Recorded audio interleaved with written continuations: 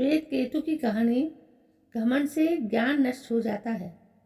उद्दालक ऋषि का पुत्र श्वेत केतु था, जो बहुत होशियार, लेकिन उसका पढ़ने में ज़्यादा मन नहीं लगता था। 12 साल की उम्र तक खेल कूद में ही लगा रहा, लेकिन पिता के समझाने के बाद उसने 12वें साल से पढ़ाई शुरू की और अगले 12 वर्षों में वेद शास्त्रों को जमकर पढ़ा। और जब वो घर लौटा तो उसे अपनी बुद्धिमानी पर झूठा घमंड हो चुका था।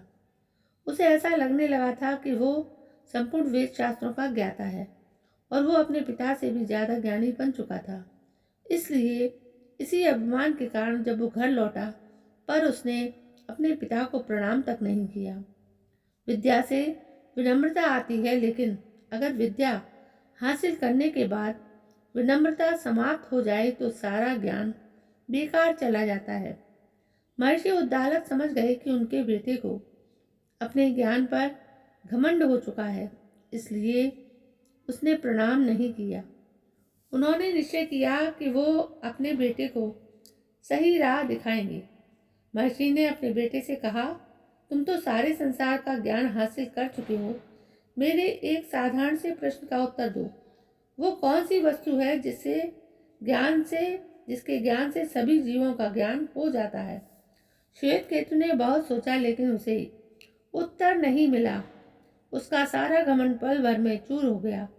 वो अपने पिता के पैरों पर गिर कर बोला, मुझे इसका उत्तर नहीं पता, कृपया आप ही बताइए।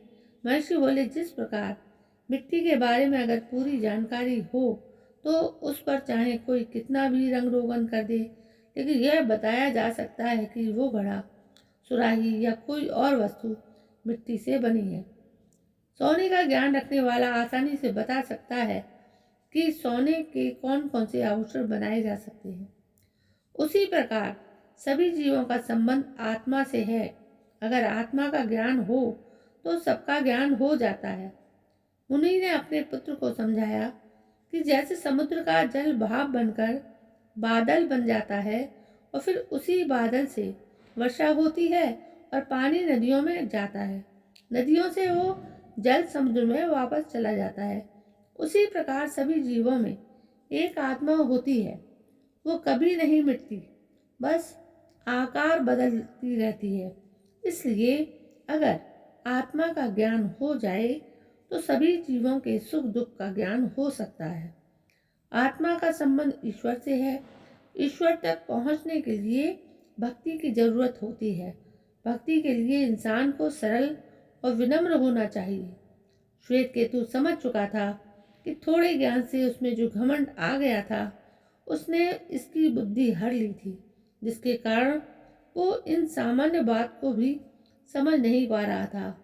तो दोस्तों, ये थी श्वेत केतु की कहानी, जो आपने सुनी कि कभी भी हमें किसी भी तरह का घमंड नहीं करना चाहिए। दोस्तों, कल मैं फिर हाजिर होती हूँ नई कहानी को लेकर। तब तक के लिए जय हिंद, वंदे मातरम।